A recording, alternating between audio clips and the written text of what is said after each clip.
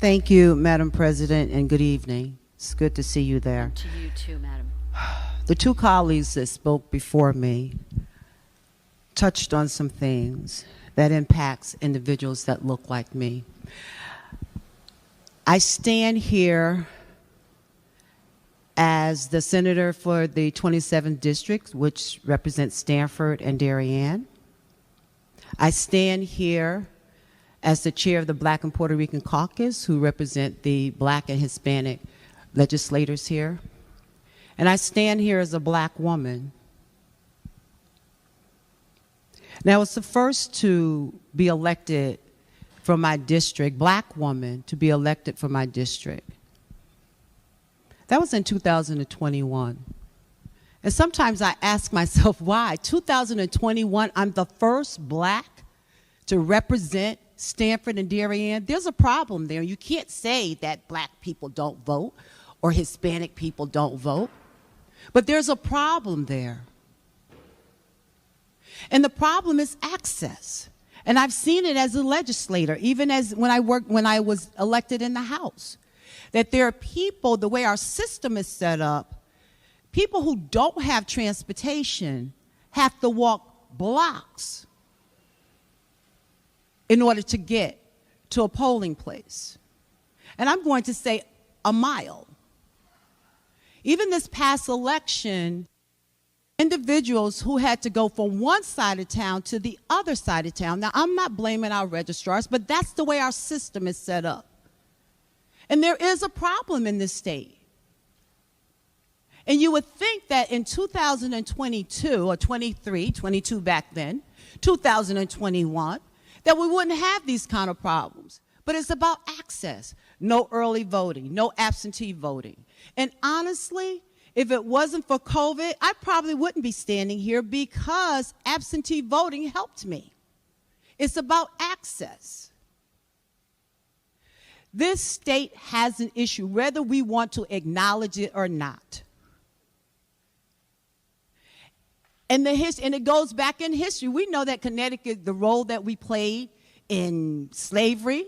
I've had individuals who are older who said that they had to take a literacy test in Connecticut.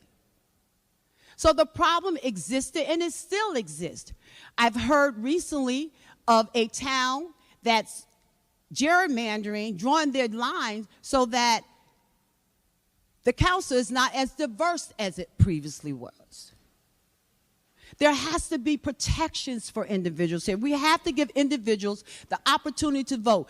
If I speak Creole, if I speak Spanish, I should be able to go to the poll and cast my vote because guess what? That means I'm a citizen if I can vote. That means I took the test and I qualify. And we need to do everything that we can to make voting accessible. Every year I'm asked that question about voting. And every year I have to say the same thing. We need early voting. We need absentee voting. Now, early voting is coming down the pike eventually. But then now that's a problem.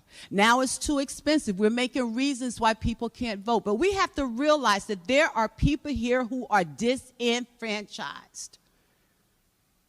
We have to realize that, and we have to accept the responsibility that it doesn't exist here. We're not, as my colleagues just stated, we've made progress. What does progress look like? It all depends on who you look like in defining progress. My colleague talked about his 5-year-old children. My daughter, the youngest one, is 34 years old. We're still talking about issues that I dealt with.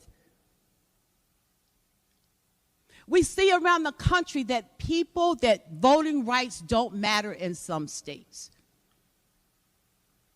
And so it's letting us know that we haven't really, there hasn't been any progress really, when you still have people who cannot use their right to vote.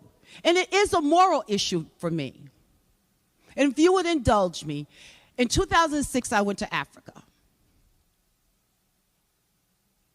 And in going to Africa, I realized that my people died so that I could stand here today. They traveled across the Atlantic Ocean, and those that made it, those that weren't killed on the way,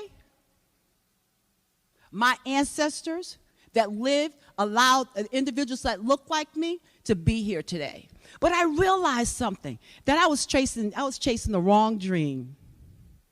I was chasing the dream that I could make more money, that I could live a decent life. But I realized that there are people here in this country that look like me, that did not have the opportunities that I had. And I had to do something different. So I came back from Africa and I prayerfully quit my job because I wanted to be more engaged, and I use this expression, I wanted to be a voice for the voiceless. Because there are individuals that did not have the same opportunities that I had. And as my colleague stated, I had to be involved in policy, because that was the only way that things were going to change for us, is if we, as a people that look like me, was a part of the process. And as one of my colleagues, she has an expression that if you're not at the table, you're going to be on the menu. There has to be more people that look like me at the table. There has to be more people who are Latino at the table. Because those voices matter. And we can see that this state is becoming more and more diverse. And with that, there should be more and more representation.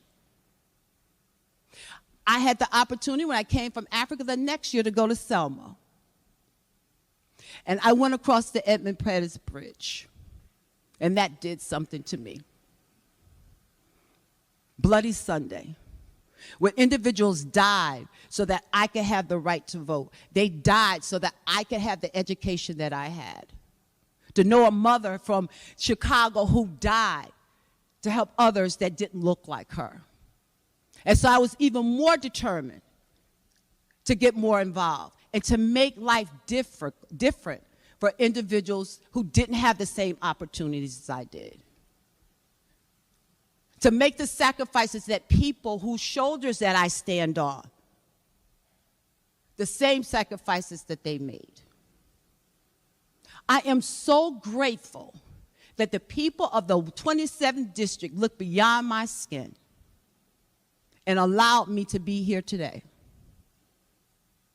Because not only am I a voice for them in my district, I'm also a voice for individuals who live outside of my districts, individuals in this state, individuals that live in Hartford, individuals that live in Waterbury, individuals that live in New Haven, Bridgeport, the urban centers.